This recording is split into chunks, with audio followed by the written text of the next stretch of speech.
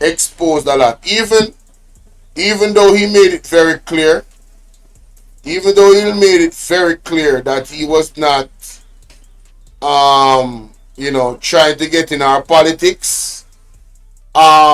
Just his work alone and what he's done with the little that he has in terms of money, his performance alone that he outlined in this video, ladies and gentlemen, his attitude towards people, the way how he has a mentality of nothing is impossible, the way how he incorporates God in his leadership, ladies and gentlemen, I'm telling you, this was an exposure of the highest order. Every single ministry in the Jamaica Labour Party should pack up them bag, hold down them head, put it in a one garbage bag, throw them in a one barrel, and roll.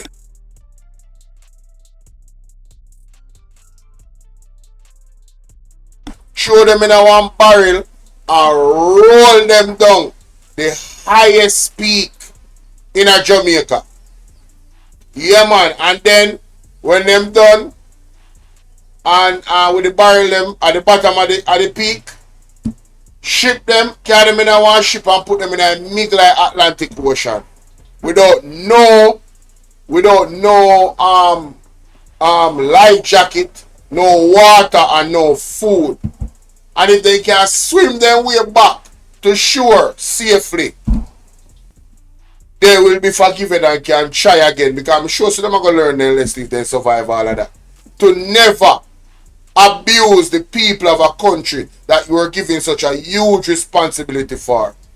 Because after listening to Mr. Ralf, it is clear to me, ladies and gentlemen, that the resources, which is our tax dollars, that Andrew and his government has gotten, and all the help and aid they have gotten over the years, even recently with Beryl, was more than sufficient to advance a lot of different industries and the health industry, the economy, everything.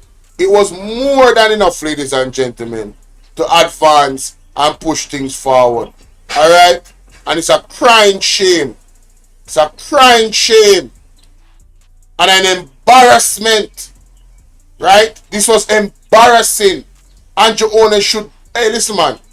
All of them, none of them should open their mouth with any loudness. When they talk, they need to talk soft. The whole Jamaica Labour Party is an absolute disgrace to leadership in the Caribbean. An absolute disgrace. But I digress. Let's hear what the man have to say.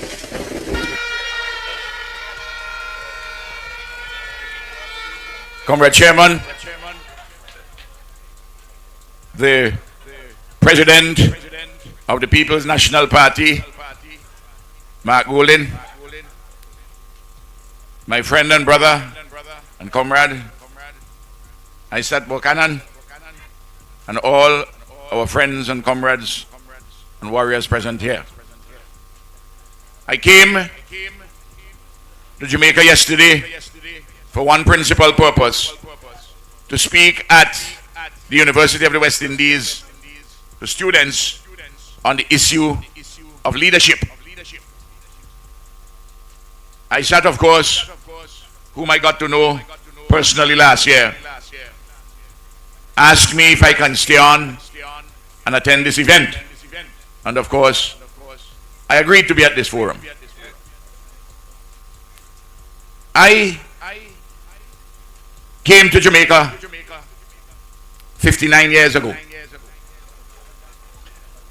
I know Jamaica more than 80% of the people here listening to me, because I've been here before you.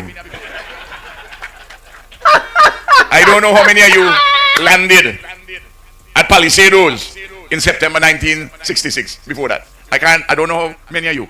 Damien, you never land Palisados.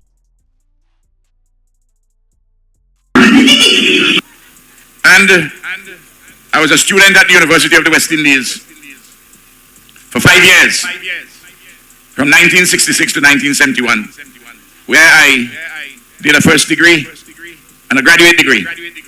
And I went away and did a PhD and returned in 1974 and taught at the University of the West Indies for 2 years here in Jamaica, and then was transferred to Barbados to teach at Cave Hill.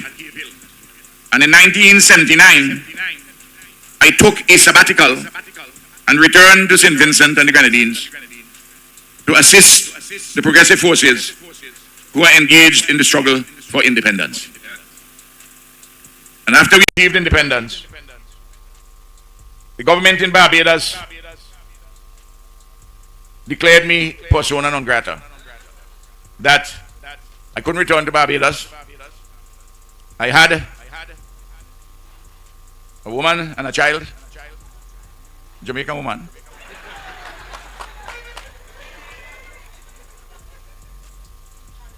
And I decided, well, if that is so, I will continue my political activism. And there are many countries in the region in 1979 which prevented me from entering. I was born a rebel. I was born with a rebel seed. I was a young rebel. I am today an old rebel. Wiser, more experienced, and know how to do things fairly well. There are a lot of things to rebel against. A lot of things to do better. Poverty, poor health, unemployment, insecurity, crime. And you may be asking, well, why is it that this old man continues? I'm 78 years of age. And I do not intend to leave behind any unfinished task.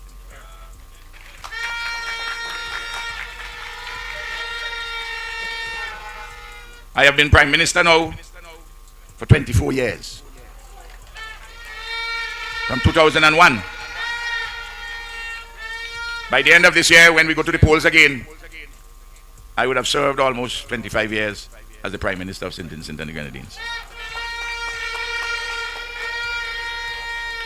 The People's National Party and the Unity Labour Party and its predecessor, the St Vincent and the Grenadines Labour Party, have had party-to-party links going way back since the federal days.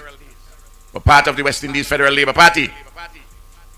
And of course, as a student in Jamaica, I was very much involved in political activities, and I knew Michael very well, and we corresponded. He was my friend. He was my comrade. He was my mentor.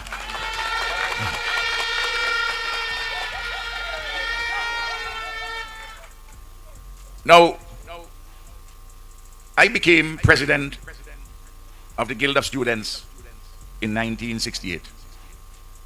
And as a consequence of my role as a student leader, when the then government, headed by a good person, Hugh Lawson Shearer, was Prime Minister, the government decided to ban Walter Rodney. On October the 15th, he had attended a Black Writers Conference in Montreal, Canada, and on his return, he was prevented from re-entering Jamaica. He had his wife here with a child, and his wife was pregnant. And when I heard about it the evening, I mobilized the students on and off the campus. And the next day, we marched in our thousands and were joined by thousands of Jamaicans of all walks of life to protest. We were beaten and tear gassed. You can read about it. I've written about it. There's a monograph I've written it on Amazon, so you can find it in the library anywhere at the university here. And the campus was under siege for 2 weeks. When I say under siege with guns. And then we returned to classes. And shortly after we returned to classes, Sir Philip Sherlock, then Vice Chancellor, a great man, told me that the Jamaican government said that I was a security risk and that I had to be deported. And he made arrangements for me to complete my university education at University of West Indies in Trinidad. I went to the Faculty of Social Sciences where I was enrolled. Bruce Golding, my friend, was in that class. And I told Bruce. He said, no, they're making a big mistake. So he went to the office of the Secretary of the Economics Department and telephoned Eddie Siaga, who was then Minister of Finance and at Vale Royal. And Siaga invited Bruce, myself, and another Jamaican to come to dinner that evening. When I went to dinner that evening, Hugh Shearer called and I spoke with him, and he said that they will reverse the order. So my friend Bruce Golding saved me from being deported from Jamaica. Sometimes when we got into conflict with one another in CARICOM, because sometimes our politics didn't see eye to eye, he said the worst decision I ever make is to save you from deportation from Jamaica. Now, when I came to the university in 1966, it had only been 5 years since Jamaica had voted to leave the Federation in a referendum. And when I came, the students from down in the Eastern Caribbean told me how Jamaicans don't like people from the Eastern Caribbean. The ghost of the federal past was still hovering like a nightmare. But I never like to take what people tell me. I like to find out for myself. And I began to travel all over Jamaica. I used to go on weekends, go up to Papine. The two buses which used to leave Papine to go downtown into Kingston. One was number 7. You remember the big Jolly Joe bus? Number 7 would take you past half, which we go down to 3 Mile. And the number 6 could take you to Crossroad and go downtown, and you could stop Crossroad. And you can take the bus. And you can come through Yalas, Port Moran, coming right down to Port Antonio. And I used to put a change of clothes in my bag and my swim trunks. And I will go with no money in my pocket other than my bus fare. And every single Friday night and Saturday night, including in Port Antonio, they had a dance, a fete. And I will go. On every occasion, somebody will take me home. I was taken home in Port Antonio too. I know what's going through your head, but rebuke that thought.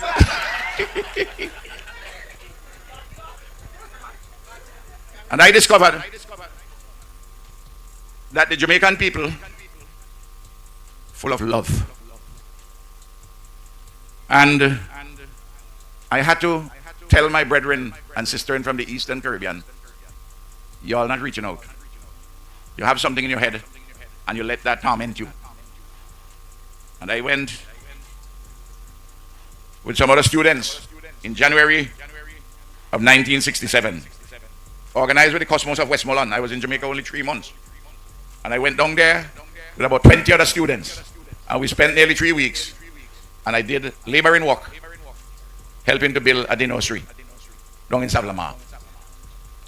It is when I went down there that there was a lady from Westmoreland, was also a student. I really didn't know her before. And I saw that maybe she was bringing water for me. And as the Holy Scriptures say, some begatting took place. And the young man who came forth is currently the Minister of Finance in my government, my son. Camilo. I give you the shortened version of my involvement. I give you the King James version. Rastaman, I ain't get the Maccabees. If I get the Maccabees, we will stay here all night. Now, I read about this Buchanan fella. How he was so persistent with Vybz Kartel, and that he won the case at the Privy Council when everybody thought it was impossible. But I didn't really pay any attention other than that. You know, I listen to Vybz music. I like it. Are we wearing Clarks? I don't want Popcorn get vexed with me. He's a Clarksman too. So my secretary told me that Isaac Buchanan is on the phone. So I said, put him through. He said, Prime Minister, I am Isaac Buchanan, a lawyer from Jamaica. I had to put him at ease. He was very formal. I said, tell me something. You are related to the Redskin Buchanan them in St. Elizabeth who does support the PNP? He tell me yes. I said, go on, talk, tell me what it's about. And he told me about the illness of Vybz Kartel. And that he had heard that we had a special facility in my country and that we had specialists in endocrinology dealing with hyper and hypothyroidism and internal medicine. I told him yes, we have some Cuban and Indian experts. And if he wanted to come, it's fine with me. I will have him facilitated to get treatment. And I told him, I say, and you'd remember this, and I told Vybz the same thing, told Kartel the same thing. I said in the book of the prophet Micah, the question was posed and answered. What does the Lord require of us? To do justly, to love mercy, and to walk humbly with our God. I said the act which I'm doing for Kartel is an act of mercy. Because all of us, we are on the dangerous road to Jericho. And we don't know who is going to be robbed on the highway. Who's going to need his or her wounds to be bunged. Because remember, you know, the priest passed by. The Levites walked by. The Levite is a public servant, you know. Well, the lawyer passed by. I wasn't surprised at that. Except the lawyer named Isaac. Except the lawyer named Isaac. But along came the good Samaritan. You know, there are a lot of men who preach things even inside of the church and don't preach it right, you know. That's why Bob Marley said, I feel like bombing a church because. Hey Lara, big up, you know. Big up on yourself on the live on YouTube. I'm live on TikTok as well. Well, the people on TikTok can't really hear the video when I play. I'm still working out how I can change that. You know, I don't move. Get away. I don't know. I don't know how Andre Stevens does it. If he just speaks, or when he's playing the drops or the audio, he has it on loudspeaker so the people can hear it. That's on TikTok. But me have to figure out one ways too. But guys, this man story is incredible. Let's continue. The preacher, I found him that he was lying. So some light, but you have many good preachers, most of them good. No. He said Kartel is here. And he wanted to talk to you. And he came on. And he said, Vincy World Boss, the Jamaican World Boss talking to you. I said, tell me. He spoke and he came. I know a lot of persons were surprised across the Caribbean. I got calls. How you can do this? Well, I just explained to you about the book of Micah. But Vybz then decided to tell me something that I knew that the Holy Spirit had guided me. Listen to this. He said, you know, Prime Minister, I have a child with a woman whose mother is from St Vincent. I said, what is the woman's family name? He told me Cabral. I said, what is she first name? She told me. I said, that woman is my family. You hear me? And then I got confirmation that the good Lord works in mysterious ways, his wonders to perform. No,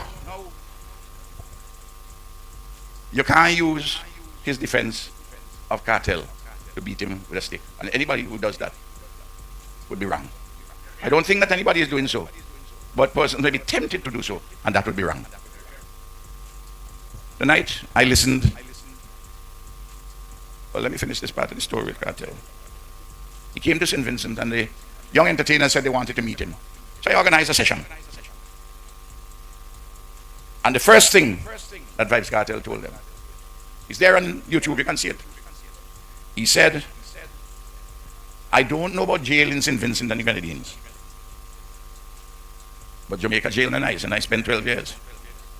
He said, I don't know any jail which is nice. So I want to tell all you young men and women, stay on the right side of the law. Do not get involved in any trouble. And stay away from jail.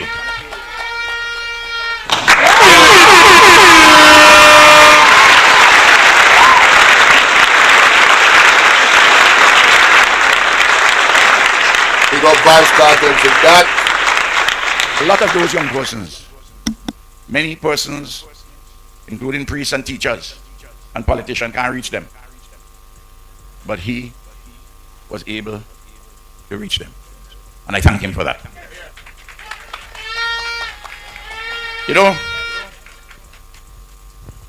there was a man once. You can look him up, you can Google him. His name is John Newton. John Newton was the captain of a slave ship. And John Newton began a process of change, having had a conversation with an old man in a place called Sandy Point in St. Kitts, who told him that what he was doing was wrong. And he reflected on this conversation. And not too long afterwards, John Newton stopped this wicked act of transporting enslaved African bodies. He became an Anglican minister. And he penned one of the most powerful hymns ever in Christianity. And it's sung every day in our churches. Amazing grace. How sweet the song that saved a wretch like me. I once was blind. Brother Brewster, you're a preacher. And now I see. He emphasized that grace has saved him thus far, and grace will lead him home. The entire Hebrew Bible, the Old Testament and the New Testament, including the books of Maccabees and all those which were left out in the King James Version in 1611, all of them is preaching redemption. Now, I'm sorry, I didn't want to cut it. But what he just mentioned there, ladies and gentlemen, are you noticing a pattern? Isaac Buchanan is about second chances. He's the epitome of second chances. This man is giving you a perfect example of how God works through what people would deem the worst of us. Right? Giving you an excellent example of that.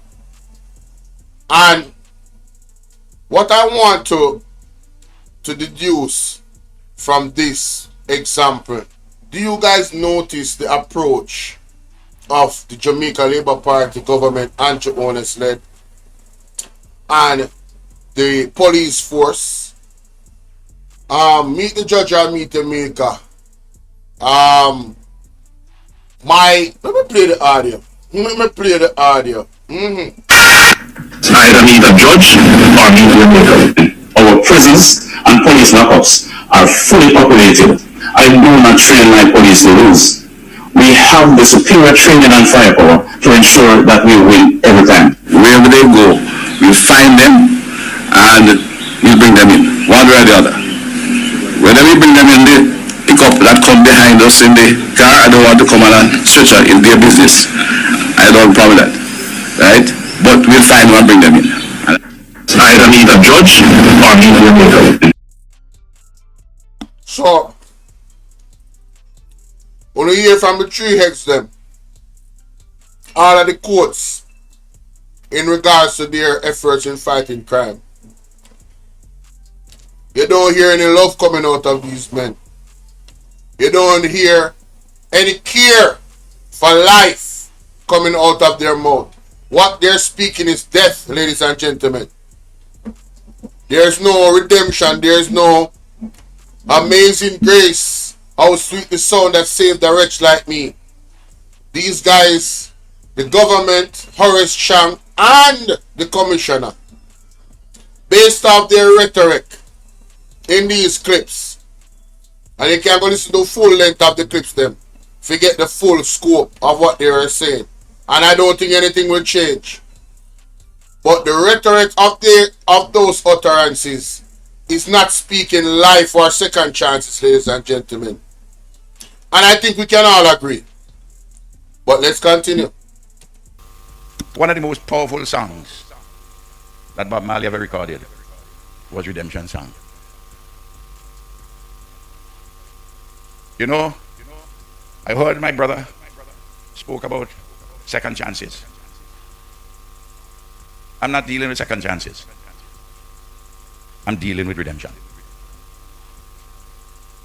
Last night, a student asked me a question. Prime Minister, you have spoken a lot about leadership. Tell me in one word, what is the most important quality for a leader? And the vice principal of the university was sitting next to me. Said, Prime Minister, that's a difficult one. I said, no, actually it's easy.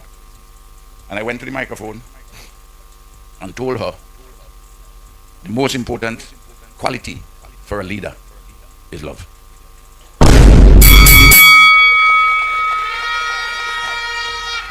If you don't love people, you can't lead them.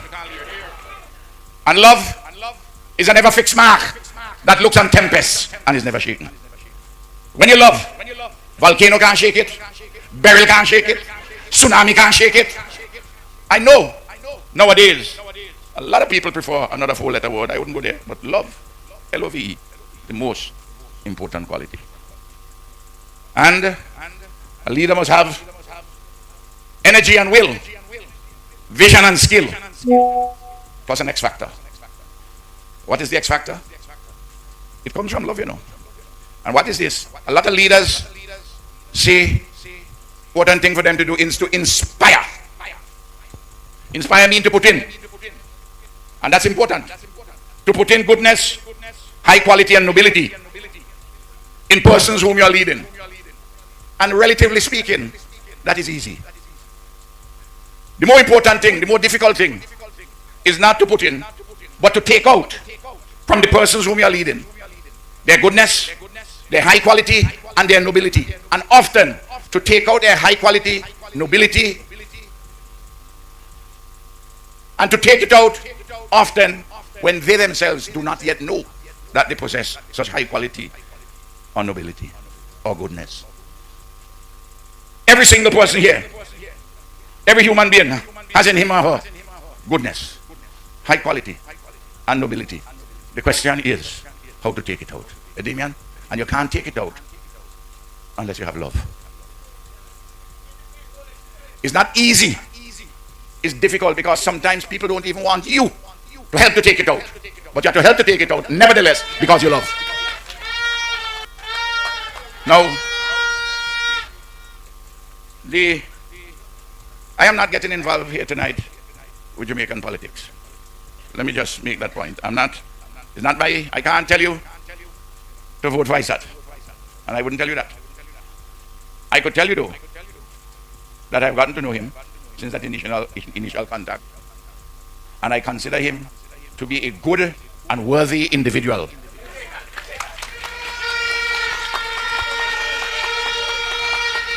I am not implying that anybody against whom he is contesting is unworthy. No, I'm not saying that. All I can say, that he is a good and a worthy individual. And given his life experiences, to come to you and offer himself. Whether you vote for him, that is your business. And I'm looking on with great interest to see what will happen.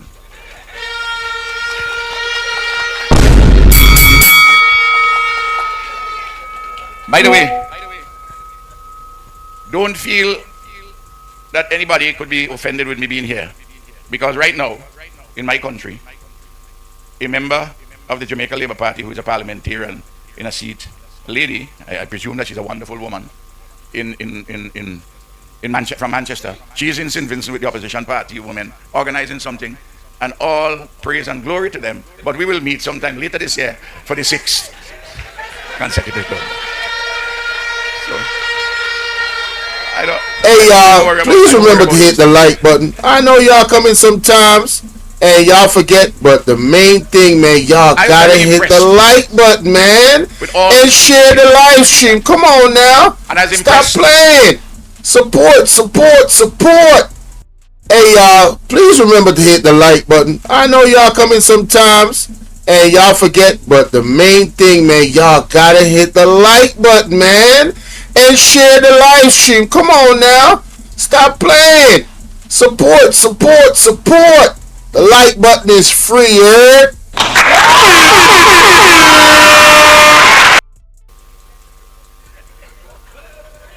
I was very impressed with all the speeches here tonight. I repeat that.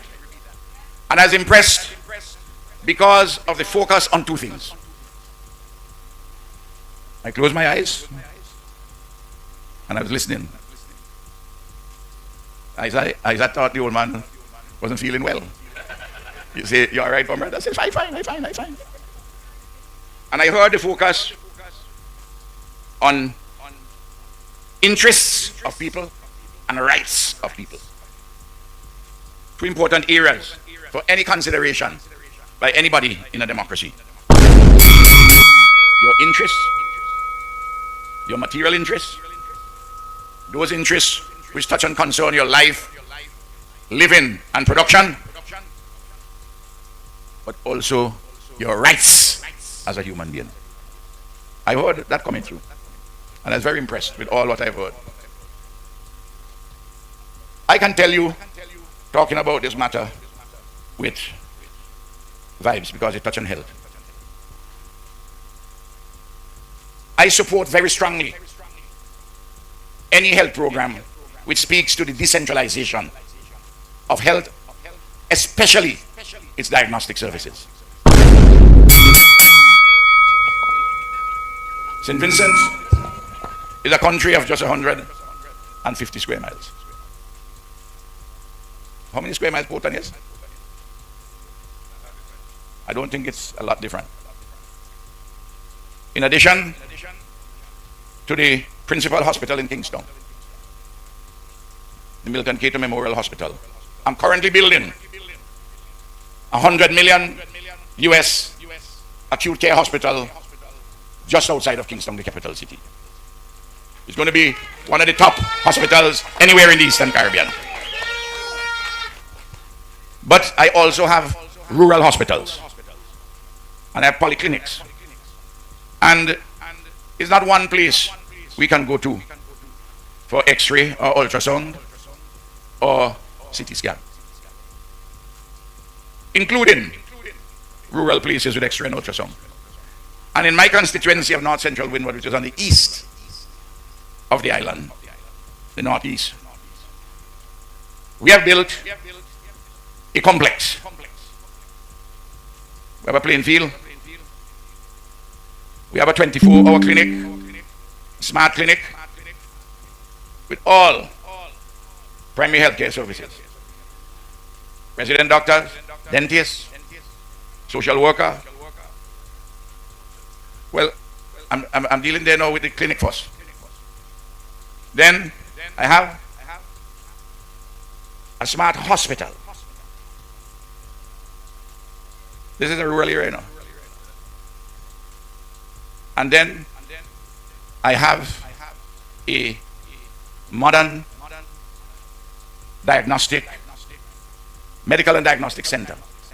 I have all the diagnostic tools there, including MRI. You come there, you can do an endoscopy for $12 US. You can do a colonoscopy. $12, yes. People leave in Barbados and come there to do them. You hear what I'm telling you? Our operating theater is the headquarters for oncology in the country. We do chemotherapy there, we make the drugs there. We have a number of specialists in all the areas. That entire compound, with the playing field and those places which I just described, all told, it cost us over $75 million US. Christopher Tufton, Andrew Orness. Ball out! Whoa! We need help, Jesus. Jamaica need help. Shift the parliament. Shift the election. Shift everything. Remove them out there. Take out the cockroach. Take out the thief. Take out the criminal them. Help, we hear the We need your divine intervention. We're tired of the labor rights. We're tired of the green people. We are so far. We can't take it no more. We need this. We need this. We need it. Help. Help. Jesus Christ of Nazareth. Psalm 46. God is our refuge and strength. Is a liberator. $12 US. You can do a colonoscopy for $12 US. People leave in Barbados and come there. $12 USD, $12 US. People want to go research what the man I talk about now. Colonoscopy. Listen, I go research it. Hold on. You hear what I'm telling you? Our operating theater is the headquarters for oncology in the country. We do chemotherapy there, we make the drugs there. We have a number of specialists in all the areas. That entire compound, with the playing field and those places which I just described, all told, it cost us over $75 million US. It covers, intended to cover. Pause. How much money the hospital where them have been for about 20 years now costs? How much time the price of hospital change? How much millions of US dollars or billions of US dollars is the hospital estimated to cost, ladies and gentlemen? Somebody please put the figure in the comment section. And them things are supposed to make you ball out, you know? Yeah, man. A colonoscopy in Jamaica costs 60,000 to 250,000. It can vary depend on the location and the insurance coverage. Ladies and gentlemen, $12 US don't reach 3,000 Jamaican dollar. $13 US don't reach 3,000 Jamaican dollar. Me I move go St Vincent. Me I move anytime I need medical assistance, I'm going to St Vincent. Mr. Ralf Gonzales, sir, I'll be trying to contact Isaac Buchanan because we need that. We need that type of health care in Jamaica. Wow. This is wow. Embarrassing. We need some milk. Christopher Tufton, you should be ashamed of yourself. God, God have a plan for you, see. You and Andrew Honest, God have a plan for you, see. You see when I deal with the healthcare system, the cost and the it's alright, man. Trust me, I don't know generation. Thus say the Lord, I don't know picnic them, you can't escape the judgment of the Most High fool. You wicked. You is wicked. A population of 40,000 persons, including the principal area of the indigenous people.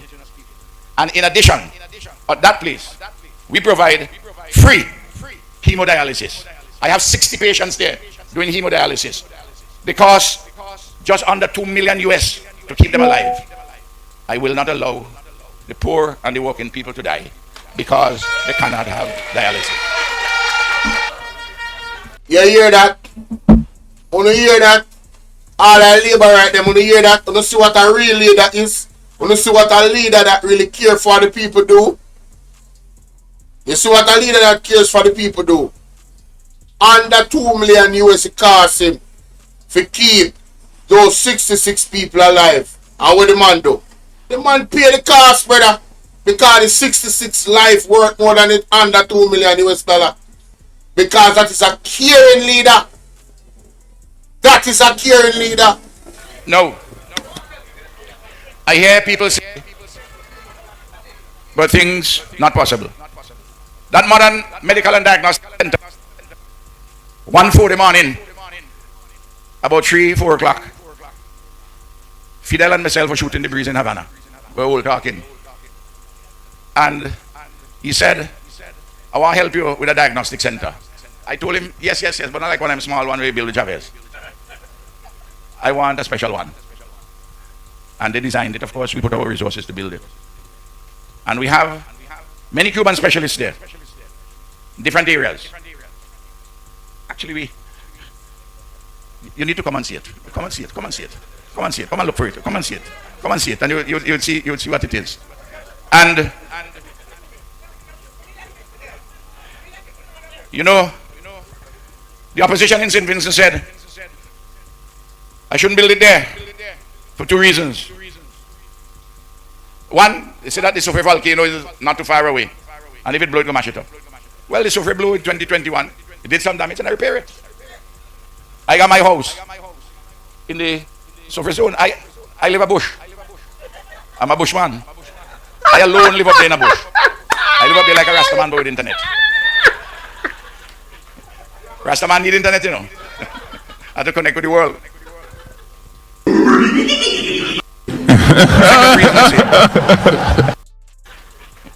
Rastaman need internet, you know. I have to connect with the world. The second reason they say, it's too far from town. You see a particular mentality? We have to decentralize our medical services. I'm talking about St. Vincent and the Grenadines. I'm not talking about Jamaica. I don't know what you're doing, but that's your business. I'm talking about St. Vincent and the Grenadines.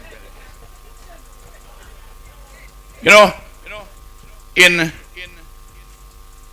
a period of 10 years, I built in St. Vincent. And I tell you, when I say I built, permit me to just be modest on this occasion.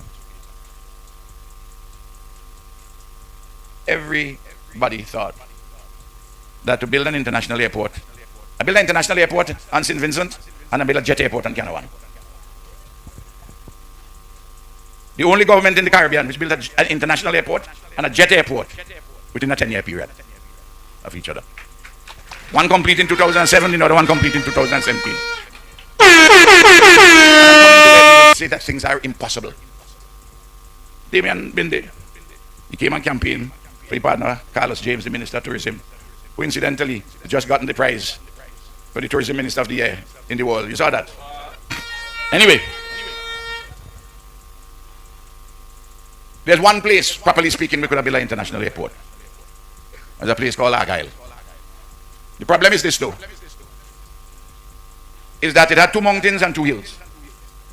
So I had to bring them low. I had 4 valleys to fill. I had a river and a stream to span. I had 140 middle and upper middle income houses to move and cause them to be built elsewhere. I had to move a church and a cemetery. I had to move a small hotel and 2 guest houses. And I had to do my work so that I don't destroy petroglyphs, writings, some which we knew were there and others which we discovered by the indigenous people. The writings of the indigenous people. Now, I have to point out this, and I'm doing this on purpose. You see, I want you guys to pay attention to the detail that this man had to go through to protect what was important to the indigenous people. Unlike this government that sent must be 200 plus police up one of the maroon settlement them and village or area I live in. Who remember, because I'm not going to forget these things, you know. Because they're on the top of my head. You see certain things where these people do. It just doesn't leave me. And sometimes I have selective elephant memory. Let me put it that way, because I will forget things. But you see, these types of atrocities against the people of Jamaica, it don't have to happen to me necessarily, you know. But those people are me. I am them. We are one. And this is the way we're supposed to be thinking, operating, and living amongst each other. The word is love. The word is love. You understand what I say? The man, them wicked, hey. The more I think about it, it angers my spirit.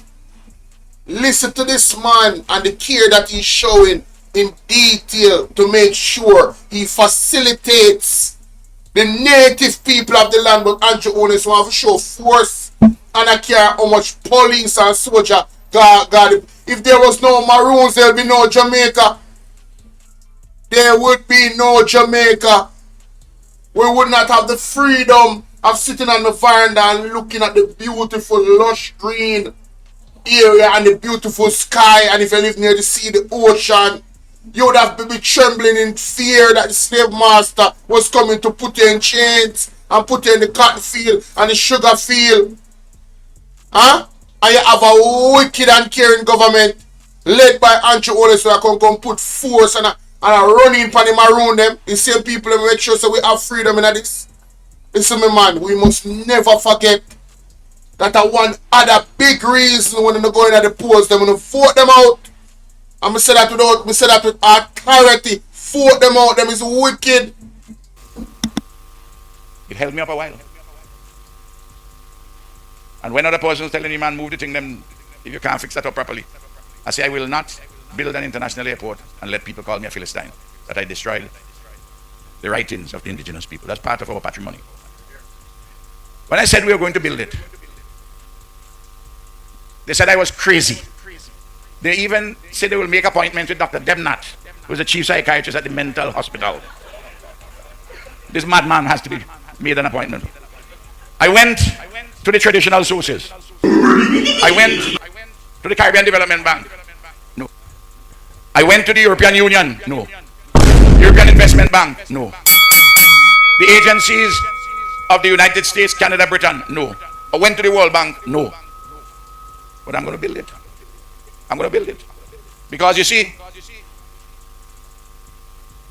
I read the book of Chronicles. You see how the man go to God. You see how the man go to the Bible. When everybody else telling how the World Bank, all of these entities that people don't seem to realize that does not have the country's best interests or the countries of the world's best interests at heart. They have their own agenda. Figure out what it is, ladies and gentlemen. Read between the lines. You understand? When they say no, God say yes. The word is love. We have to put together and unite and build a country with the right government. A government that cares for the people. You understand? That listens to the people. You understand? That literally serves the people like a servant, not a ruler, not a dictator. And I know when David set about to prepare the materials to build the ark to house, the temple to house the ark of the covenant, he had criticism. And after he gathered everything and all the plans, God tell him, well, you can't build it because you're a man of war, you gotta leave it to Solomon, your son.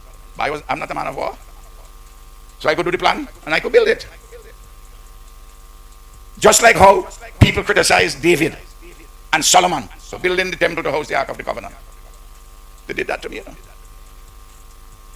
The Canadian ambassador, High Commissioner in Barbados and St Vincent, came to me after when we were nearing completion, when she was going back. She said they used to meet every month and say, they used to mock me. They say I was like the man from La Mancha, you know, in Cervantes' novel, Don Quixote, tilting at windmills. And she came to apologize. God give us a brain. And there are hidden resources. I call them hidden rationalities. These are material and human resources which are submerged, which are ill-utilized, badly managed, And these hidden rationalities, which constitute the core of the genius of our peoples, you can pull those out. And we set about that. And then, just like how David and Solomon had gone to friends nearby, for instance, to get the cedar of Lebanon, but he didn't have any cedar. So I put a group where they're not even talking to one another. I had Cuba, Venezuela, Trinidad and Tobago, Taiwan. None of them have relations with Taiwan. Mexico, Georgia, under President Saakashvili. Turkey, under Erdogan. Libya, under Gaddafi. Iran, under Ahmadinejad. Did I call Austria? And Austria. And of course, St Vincent and Grenadines. I went to Iran. The Americans came to see me. So I asked them, I said to them,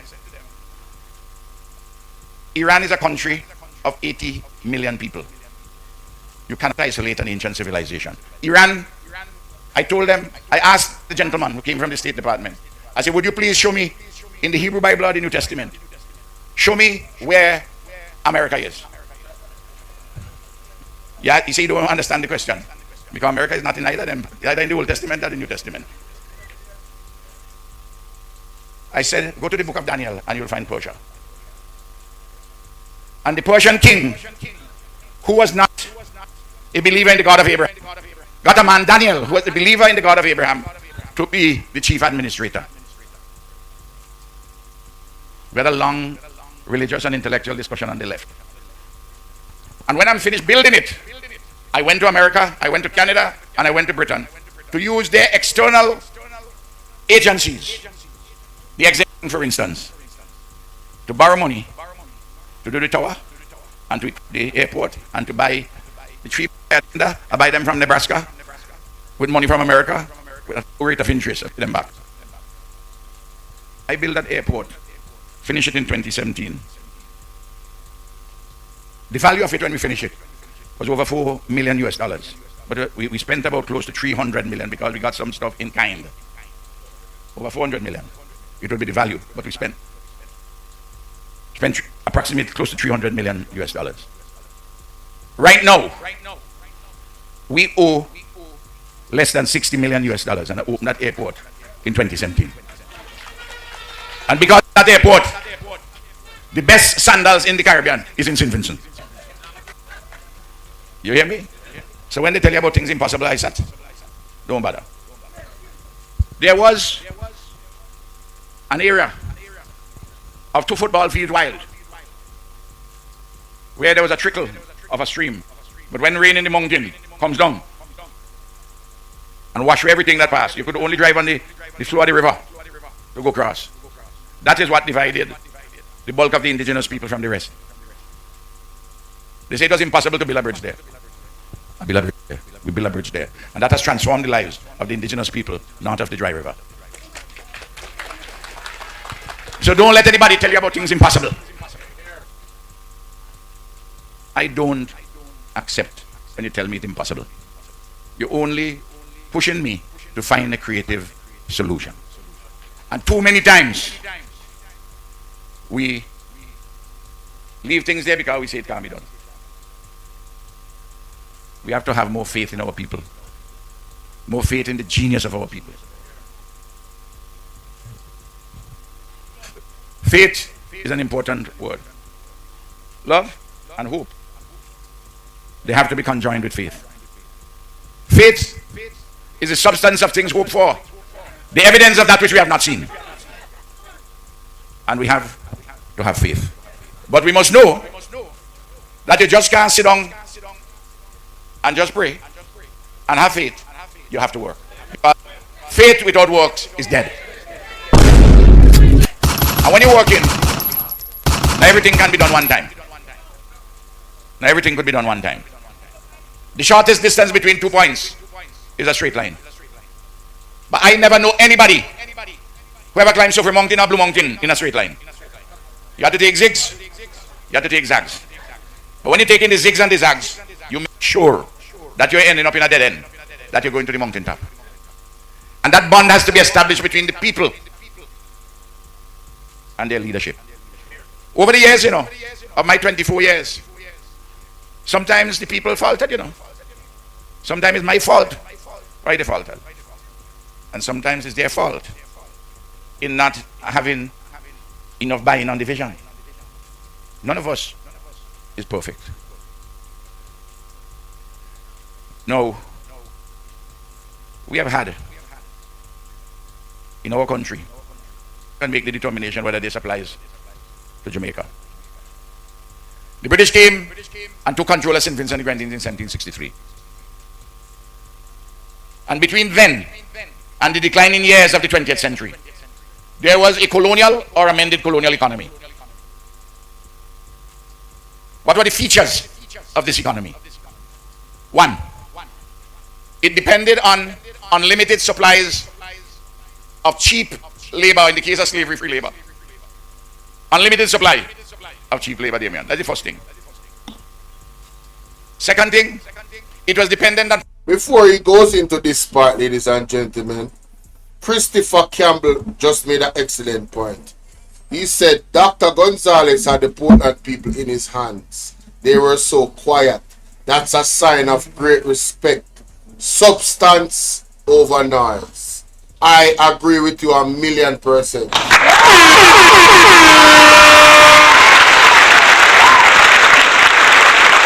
That was an excellent comment and an accurate one. I agree with you 1,000,000%. There was a colonial or amended colonial economy. What were the features of this economy? One, it depended on unlimited supplies of cheap labor, in the case of slavery-free labor. Unlimited supply of cheap labor, Damien. That's the first thing. Second thing, it was dependent on preferences abroad, whether sugar or bananas. It operated at a relatively low level of science and technology. I was in a discussion about pulling them together. And there was insufficient infrastructure to propel the country. You have to change in St Vincent and the Grenadines to a modern, competitive, decided post-colonial economy, which is at once local, national, regional, and global. And every single one of those words is pregnant with meaning. So, what you have to do is to build this altered economy based on an unlimited supply of skilled labor priced at a level relevant to the International Division of Labor. Secondly, don't bother beat up your head about preferences. You have to be modern and competitive. And you have to use the cutting edge technologies. And you have to build infrastructure. No. That's what we are seeking to do in St Vincent and the Grenadines. A lot of what was discussed, I pull things together and put it there as to what we are doing. Before I leave, I want to say this.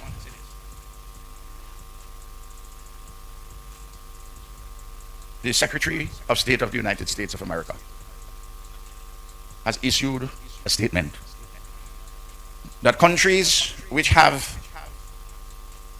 complicit, in his words, with trafficking in persons and exploiting Cuban professionals, the doctors and engineers who come, that those who are complicit would lose their passport, they lose their visas and their families.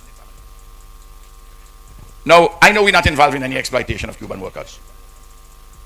And I know that the Cubans are not involved either, the Cuban government. I know the arrangements. And I believe that the Secretary of State is a good and decent man. I would not say anything bad about him. I don't say things, it is not in my nature to say bad things about people unless I have the evidence. And I have no evidence. And he appears to me to be a good man. And if he knows the facts, I'm sure that he will understand that we are not involved in that. But if it is determined that you have to take away my visa and Eloise's visa, I want to say this publicly. It will be reported. I'm not looking for a fight with anybody. But we have to be honest and open. The hemodialysis which we do in St. Vincent at the Modern Medical and Diagnostic Center with these 60 persons,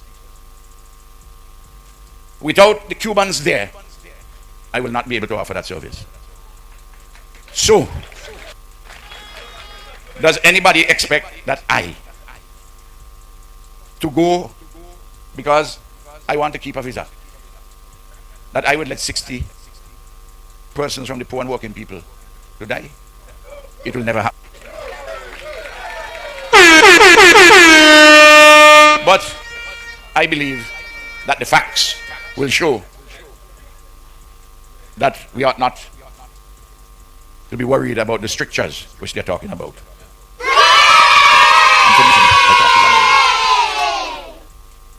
That we ought not to be worried about the strictures which they're talking about. I'm finishing. I talked too long already. I'm sorry, I talked too long already.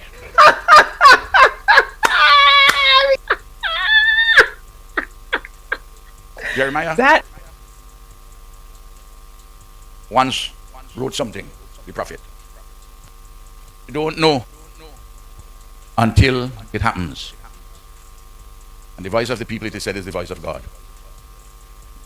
Jeremiah said, and God talked to him, before you were in your mother's womb, I knew you. I made you. I blessed you. I sanctified you. And I made you a prophet to all nations. Morning by morning, new mercies we see. All that we need, thy hand has provided. Great is thy faithfulness. Thank you very much, God.